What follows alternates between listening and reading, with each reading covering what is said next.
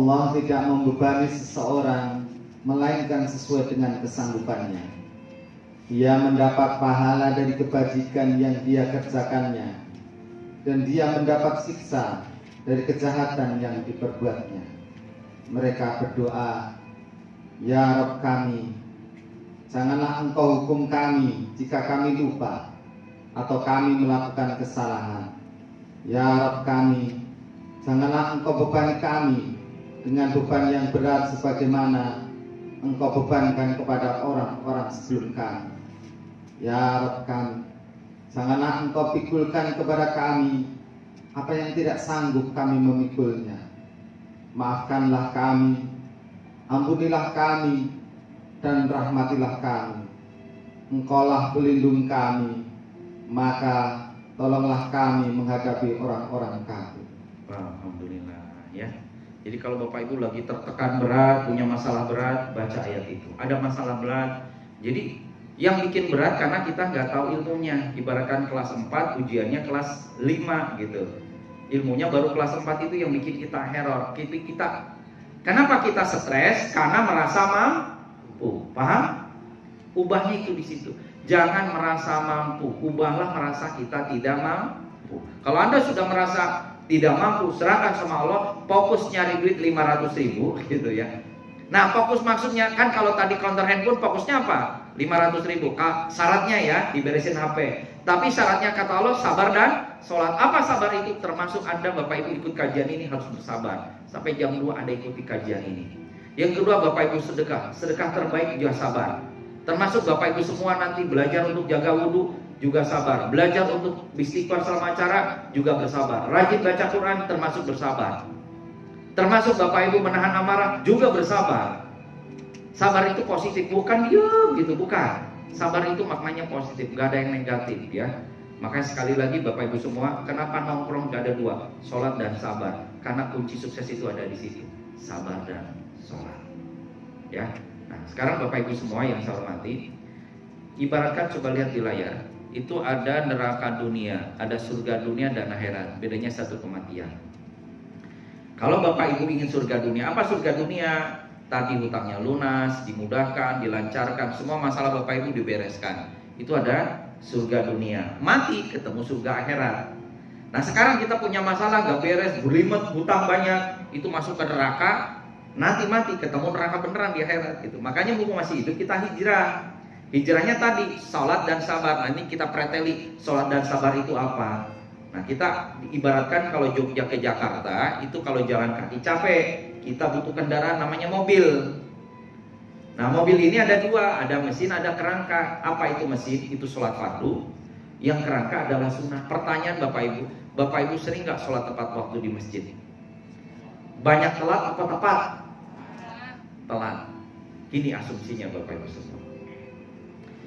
Allah ini manggil lewat muadzin, dari panggilan di situ ada kalimat hayyalah sholat. Apa artinya? Mari kita. Terus yang kedua hayyalah falah. Apa artinya? Mari menuju kemenangan Bapak Ibu, kalau dengar adzan masih merokok, masih makan, apa langsung sholat? Paham? Hayyalah sholat. Tar ya Allah nanggung gitu ya, meeting gitu ya. Mohon maaf ya, mohon maaf sekali lagi. Kalau dengar adzan kok masih cuek, apa suara azan muadzin tadi kurang keras? Apa telinga kita yang kurang gede? Apa kita yang belum dapat hidayah? Udah jawab sendiri. Inilah Bapak Ibu problem kita. Ya. Nah, sekarang Bapak Ibu semua, semoga yang hadir di sini saya doakan semuanya jadi pengusaha sukses. Amin. Kalau Bapak Ibu jadi pengusaha, ada karyawan telat datang jam 9, harusnya jam 8. Kira-kira kalau Anda lihat karyawan telat Anda 1 jam, sakit hati? Pertanyaannya sudah berapa puluh tahun Allah kosong itu. Kalau Anda sering delay ke Allah, wajar Allah akan mendelay doa. Itu aja dulu. Maka bahasanya adalah perbaiki sholatmu, maka Allah akan perbaiki hidupmu dan rezekimu. Catat itu. Oke?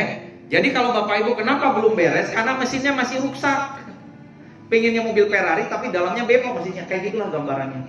Jadi kalau Bapak Ibu ingin ke Jakarta harus beresin mesinnya, di-tune up dulu. Kalau perlu ganti mesin. Oke, pinginnya mobil apa? Udah bagus nih sholatnya, tapi bodinya kurang. Apa bodi? Sunnahnya. duha jarang, tahajud jarang, ya, ngaji jarang, qobliyah jarang, maka bermasalah di situ. Maka beresin dari sekarang kerangka dan bodinya, duha, tahajud dan sebagainya. Semakin Anda bagus sunahnya, tuh, maka semakin baguslah bodi Anda. Oke, naik terus. Yang selanjutnya, kira-kira Bapak Ibu semua yang saya hormati, kita ini butuh rem. Kalau Bapak Ibu semua, mohon maaf ya, perjalanan ke Jakarta lurus apa bolak belok? Jalannya lurus apa ada yang lubang-lubang? Sama dengan kehidupan. Orang sukses itu pasti ada lubang kehidupan, ada ujian, betul nggak? Kalau nggak mau diuji, seperti innalillahi aja. Semua itu ada lubang, termasuk corona ini Bapak Ibu semua. Mohon maaf, ini kan corona ini membuat kita jadi goncangannya luar biasa. Tapi ingat sekali lagi, ini bahasa saya, masalah itu menyehatkanmu, masalah itu menguatkanmu, masalah itu membuat kau dekat dengan Allah, dan masalah itu yang bikin kau jadi penghuni surga. Jadi apapun masalah Bapak Ibu semua, ada nanjak, ada turun, betul? Ada bahagia, ada susah. Saya yakin di balik susahnya corona ini akan ada kebahagiaan terbesar, khusus bagi orang yang bersyukur. Itu kuncinya Bapak Ibu. Nah, remnya apa Bapak Ibu? Bapak Ibu harus ngerem alias menyetor dari 10 dosa besar. Nanti Bapak Ibu semua tentang 10 dosa besar pelajari di buku saya. Nah, ini ya. Ini semua materi ada di sini, termasuk keajaiban yang pada sudah lunas utang ada di situ. Nah, nanti cara ngeremnya dengan cara apa supaya kita berhati-hati dari dosa? Bapak Ibu semua, ada tips dan cara. Pertama Bapak Ibu semua, sibukkanlah dengan dakwah dan jihad.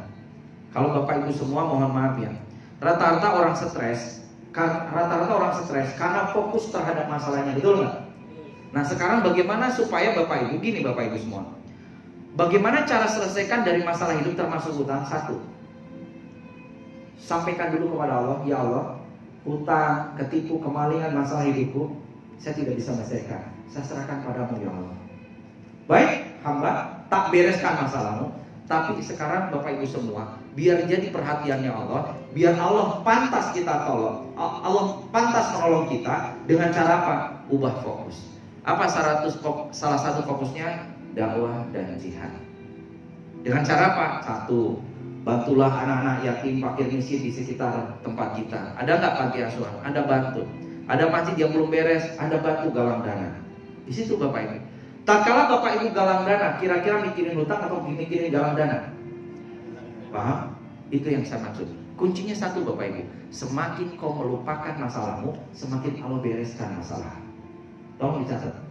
Apa Bapak Ibu? Semakin kau sibuk membereskan, membantu masalah orang lain, membahagiakan orang lain, menolong orang lain, maka Allah akan membereskan masalah. Kenapa masalah beres? Belum beres karena kita masih memikirkan masalah itu kuncinya. Tapi bagaimana supaya Allah membereskan? Butuh rem supaya tak kebablasan dosanya. Apa salah satu remnya? Salah satunya adalah sering-seringlah membaca istighfar. Kopi break udah siap Mas? Udah belum? Oke, baik, terima kasih. Kita lanjut dulu sebentar. Nah, nanti ini yang mau kita detailkan sampai jam 2. Bapak Ibu semua, rata-rata kalau naik ya. Naik gunung, naik bukit, perjalanan naik, giginya gigi berapa? 1. Jadi 1 ya. Sama dan Bapak Ibu semua. Gigi itu harus ada yang naik, harus ada yang turun. Kalau turun gigi berapa? 4 ya. Turun ya. Kalau kira-kira lurus gigi berapa? 3 dan 4 gitu ya. Kecuali metik mat tetap gitu ya. Maksudnya apa Bapak Ibu? Manusia itu kadang-kadang punya namanya hambatan. Perhatikan Bapak Ibu, perhatikan ilmunya. Pesawat itu kira-kira kalau nggak ada angin, nggak ada udara, mohon maaf ya, kira-kira bisa terbang nggak? Pesawat tidak bisa terbang tanpa ada hambatan udara. Sama dengan sukses. Orang tidak akan sukses tanpa ada hambatan kehidupan. Perhatikan, pesawat pada saat naik terjadi guncangan besar kan? Sama dengan hidup. Anda kalau mau sukses pasti dikasih guncangan hidup. Masalah ini, masalah itu, masalah itu. Dalam rangka apa? Menguatkanmu. Karena kau layak nanti di atas. Karena kau layak jadi seorang pemimpin. Karena kau layak jadi orang sukses kaya berkah. Paham Bapak Ibu? Tapi diuji dulu. Karena Anda mau landing. Perhatikan Bapak Ibu semua. Saya mau nanya, Cung, yang pernah naik pesawat? Siapa tahu ada yang belum? Oh, kan ada sebagian yang belum kan? Padahal di Solo ada kan bandara. Perhatian yang pernah naik pesawat. Kalau sudah di pesawat, pernah nggak di posisi Anda tidur dengan nyenyak? Di meja kursi pesawat itu kan ada air minum. Anda melihat ke air minum kok nggak getar sama sekali. Paham Bapak Ibu? Anda bisa tidur dengan nyenyak. Anda mau tahu nggak kecepatan pesawat itu rata-rata antara 600, 700 sampai 1000 kilo per jam. Pertanyaan saya, kenapa pesawat ini tidak goyang kayak semakali? Anda bisa tidur dengan nyenyak. Karena dia punya hukum. Satu, mau dicatat, namanya hukum kestabilan. Paham? Ada nggak terjadi di dalam pesawat namanya turbulence? Karena terjadi ada hampa udara. Karena di situ ada dosa. Disebut namanya turbulence. Paham Bapak Ibu semua? Jadi kalau Bapak Ibu ingin nggak stabil hidupnya? Stabil hidup itu terciptanya, tertutupinya kebutuhan jasmani dan rohani. Makanya doanya apa? Robbana atina. Jadi kalau Bapak Ibu galau berarti ada masalah di dosa. Terjadilah turbulen, terjadilah goncangan hidup. Paham Bapak Ibu? Itu yang terjadi. Lihat pesawat ini berapa ribu ton. Jadi gini, yang membuat kestabilan karena beban si pesawat ini yang begitu berat itu dikalikan kecepatan. Coba Bapak Ibu semua, ini namanya kestabilan. Jadi kalau Anda beresin sholat, duha, tahajud, hati Anda tenang nggak? Stabil nggak rezeki Anda? Stabil. Itu sama dengan pesawat seperti itu. Kenapa Anda galau Bapak Ibu? Itulah gambaran pesawat Anda. Anda lagi turbulence. Sekarang Bapak Ibu turun, terjadi goncangan lagi karena nggak stabil. Pesawat sekian ribu ton, kecepatan jadi berkurang. Terjadi nggak goncangan? Itulah hidup. Jadi pesawat itu disebut pesawat itu kalau udah kestabilannya di atas. Tenang sekali. Paham? Jadi Bapak Ibu semua, kalau Anda mau stabil, harus tercukupi kebutuhan jasmani dan rohani Anda. Makanya mohon maaf dipanggil hayyalah sholat, jangan santai langsung sholat, biar hidupmu stabil. Paham Bapak Ibu? Kalau Anda telat, hidup Anda akan stabil. Contoh, kalau Anda telat sholat, ujung-ujung omset Anda dibikin turun. Ujung-ujung harusnya dapat rezeki, malah ketipu. Pernah dengar ketipu? Jadi goncang nggak hidup Anda? Ekonomi goncang karena tadi Anda lupa zakat mal, Anda lupa sedekah. Itu yang saya maksud. Maka Bapak Ibu mari beresin dari sini dulu nanti. Itu yang mau kita bahas nanti. Maka Bapak Ibu semua jangan lupa setiap dapat rezeki, nanti saya ajarin tentang ilmu sedekah. Separuhnya sedekahin. Dahsyat nanti luar biasa. Ya. Nah ini nanti mau kita bahas. Nah nanti Bapak Ibu semua biar pulang Anda jadi mutmainah, tenang ya. Nanti kita akan break. Pada saat break jangan lupa nanti wudhu, sholat duha, semuanya usahakan baca istighfar ya, pakai tasbih nanti disediakan panitia di belakang. Jangan lupa juga nanti kita langsung praktek sholat tepat waktu juga ya. Oke, nanti kita akan bahas ini juga. Kita butuh supir. Supir itu adalah ikhtiarnya. Anda bekerja sudah profesional belum? Nanti kita bahas nanti agak siang. Sampai nanti, nah ini ada GPS-nya. Makanya harapannya nanti Bapak Ibu semua punya Al-Quran terjemahan. Biar kalau ada masalah kita langsung buka bebas. Ada masalah, ubah bebas. Nanti kita di bab sholat mau kita bahas ya. Bapak Ibu semua yang saya hormati, inilah yang mau kita bahas. Masalah hidup kita adalah ujian kita. Ini yang ada beberapa kita bahas ya. Sampai Bapak Ibu dicatat Al-Imran ayat 142. Apakah kamu mengira bahwa kamu akan masuk surga padahal belum nyata bagi Allah orang yang berjihad? Dan di antara kamu belum nyata bagi orang yang sabar. Pertama, berperang melawan Islam dan orang Islam, memerangi hawa nafsu, menebarkan harta benda untuk kebaikan Islam dan umat Islam, memberantas kejahatan, menegakkan kebenaran. Itu syarat masuk surga. Ini ayatnya sama dengan 214, tapi beda ayat, beda makna. Kalau ini berjihad dan bersabar, kalau di situ dengan sabar menghadapi ujian, ya. Nah, ini yang tadi kita bahas ya Pak ya. Udah kita. Nah, jadi Bapak Ibu lihat di ayat 57-nya, yaitu orang-orang yang memperoleh ampunan. Jadi kalau Bapak Ibu sekarang seminggu ini dalam doa, tolong ya Allah, yang terpenting hari ini aku minta ampunan. Oh ya Allah. Itu aja dulu, jangan minta lunas hutang, minta solusi. Udahlah, nanti beres dengan sendirinya. Jadi hidup ini kita punya sistem Pak. Kalau sekarang Bapak Ibu minta lunas, udahlah, itu nanti Allah akan bereskan untuk seminggu pertama. Untuk melahirkan apa? Ilmu ikhlas. Tandanya ikhlas ini Bapak Ibu semua, Anda punya hutang, Anda ditagih, tapi gak galau, gak stres. Kok Kok biasa aja ya? Itu Anda sudah lulus di ilmu ikhlas. Intinya Anda sudah menyerahkan beban itu. Nah nanti Anda belum lulus di ujian apa? Sabar dan syukur. Nah ini yang mau kita bahas ya. Inilah dosa-dosa besar. Nanti Bapak Ibu bisa pelajari di buku saya ini tentang 10 dosa besar. Syirik, meninggalkan sholat, berzina, termasuk di dalamnya adalah riba ya. Nanti kita bahas setelah break tentang bab riba ya. Nah ini masalah bab riba ini sangat luar biasa pokoknya ya. Bikin Bapak Ibu nanti keteteran. Aduh luar biasa ya. Nah, ini derajat riba ini sangat luar biasa. Baik Bapak Ibu semua, saya akan ajari sedikit Bapak Ibu bagaimana supaya kita ini direm. Remnya apa Bapak Ibu semua? Remnya itu adalah salah satunya adalah kebanyakin membaca istighfar. Karena dengan Bapak Ibu banyak istighfar, insya Allah nanti Allah akan ampuni semua dosa-dosa kita. Kita akan lihat beberapa obat ya tentang manfaat membaca istighfar. Kita lihat dulu. Mudah-mudahan jelas videonya.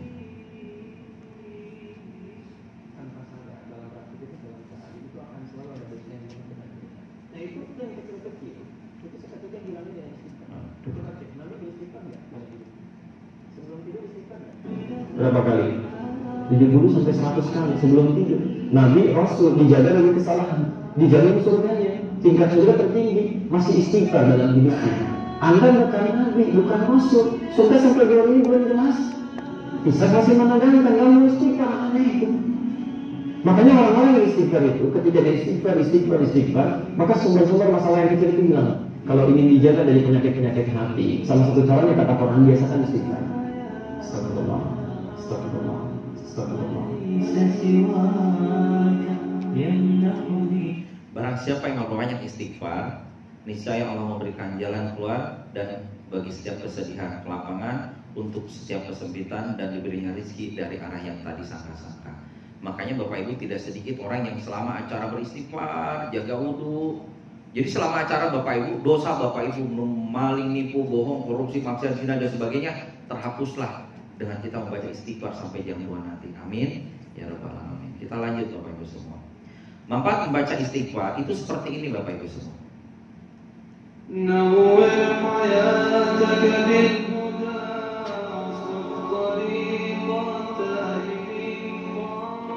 Nah, Bapak Ibu semua, nih, dulu kita masih kecil, masih bayi, belum banyak dosa. Tapi lama-kelamaan dosa kita menumpuk seperti itu, menumpuk gitu ya, menumpuk gitu ya. Nah ini yang bikin galau Bapak Ibu semua. Nih galau berat itu di sini.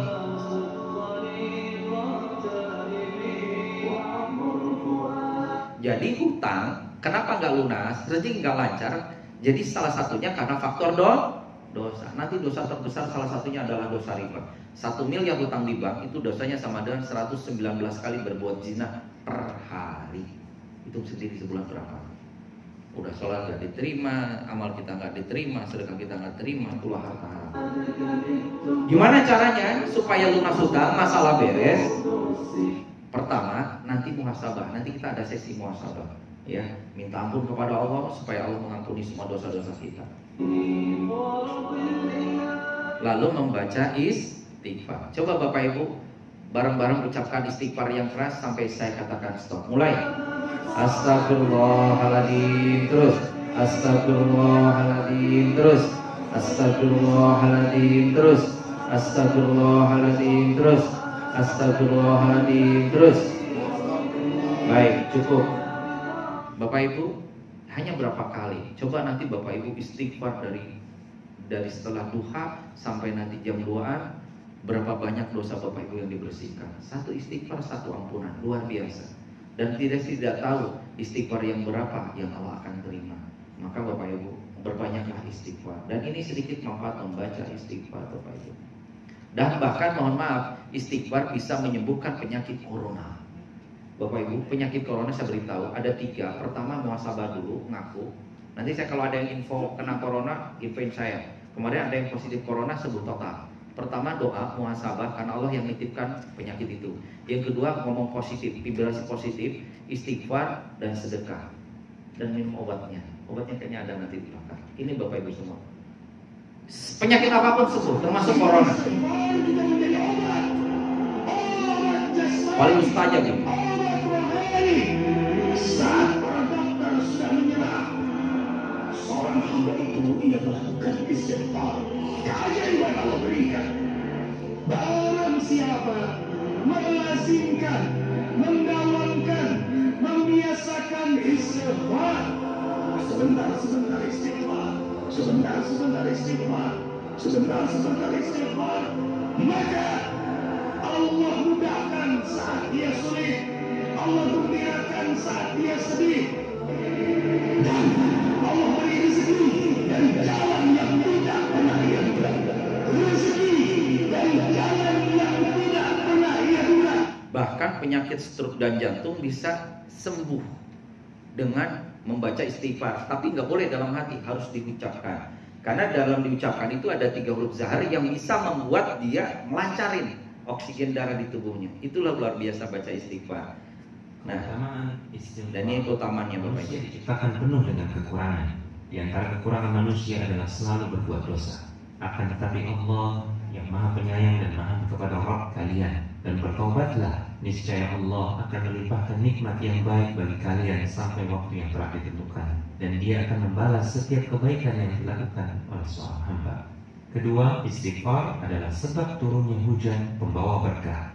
Allah Subhanahu wa taala berfirman yang artinya, dan Dia berkata, hai kaumku, mohonlah ampun kepada Tuhanmu, lalu bertaubatlah kepadanya, niscaya Dia akan menurunkan hujan yang deras untukmu.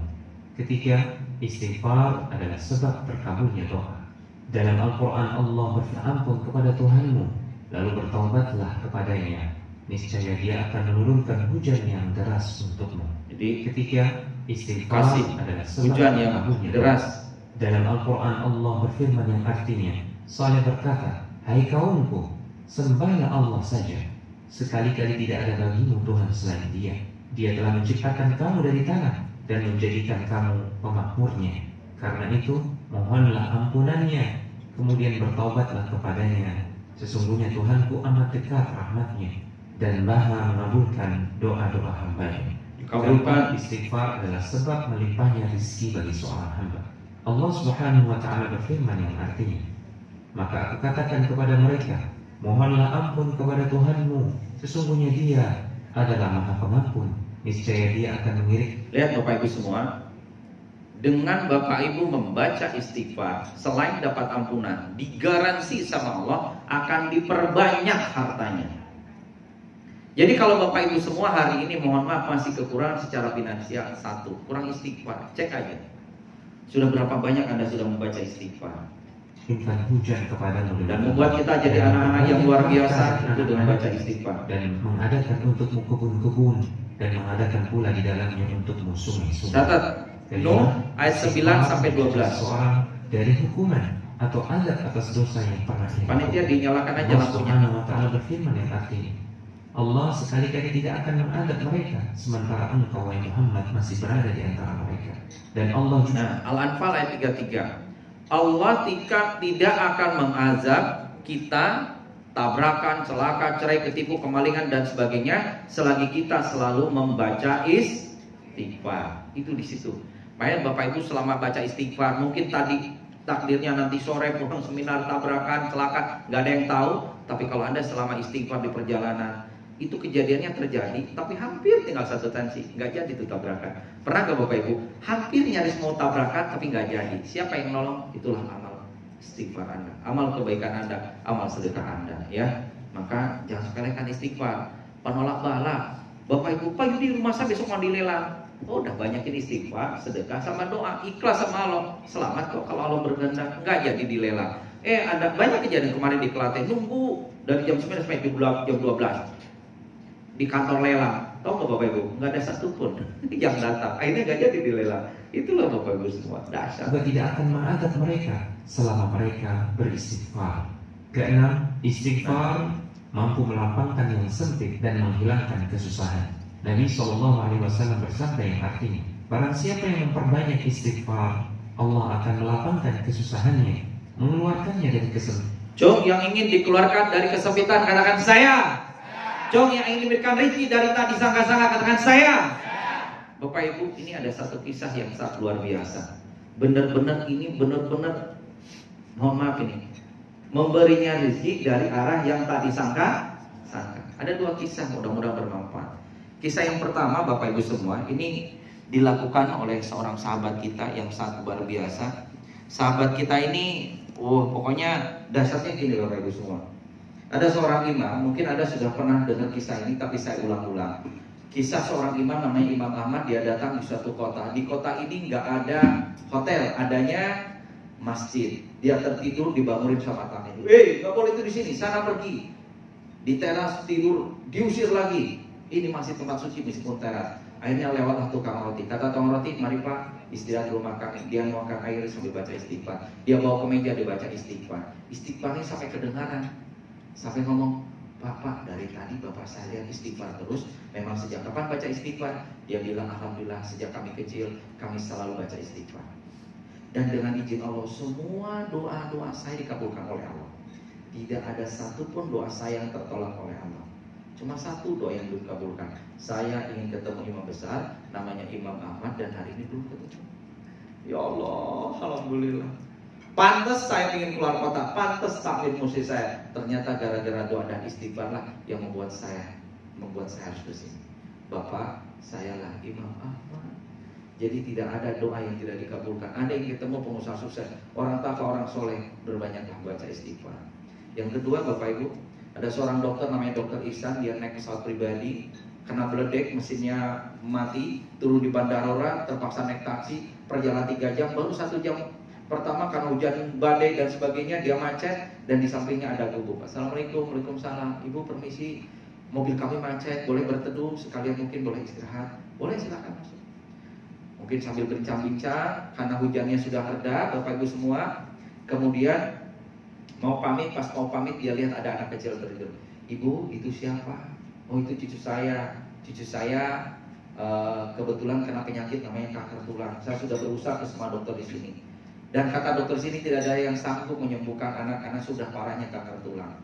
Kata dokter di sini cuma ada satu dokter yang bisa menyembuhkan anak ibu. Cuma kalau ketemu dokter ini, itu antrinya 6 bulan dan biayanya luar biasa. Kalau kita bahasa miliaran rupiah. Terus kata tamunya, memang nama dokternya siapa Bu? Dokter itu adalah Dokter Ihsan. Langsung tamunya nangis. Ya Allah, lihat Bapak Ibu cara Allah kerja berkat istighfar. Pantas pesawatku kena beledek. Siapa yang ngurus? Malaikatnya Allah. Pantas turun di bandara sini. Pantas kenapa di bandara cuma tinggal 1 taksi. Dan kenapa taksinya harus macet di depan bapak ibu? Ini namanya rezeki diantar. Tuh, sama nggak dengan hadis ini? Memberinya rezeki dari arah yang tak disangka. Jadi hutangmu itu Allah yang udah cukupkan. Tinggal ada ubah fokusnya. Mau menjadi orang bersyukur, bertobat. Akhirnya apa Bapak Ibu? Luar biasanya. Gak pakai ngantri 6 bulan, gak pakai bayar miliaran rupiah. Gratis dan kelas VIP. Bukannya orang sakit datang ke dokter, ini malah dokter datang ke rumah si ibu itu. Siapa yang cara kerjanya? Allah. Itu berkat doa dan istighfar. Maka hati-hati dengan doa dan istighfar Anda hari ini. Siapa tahu entah sore besok doa Anda dikabulkan oleh Allah SWT. Amin.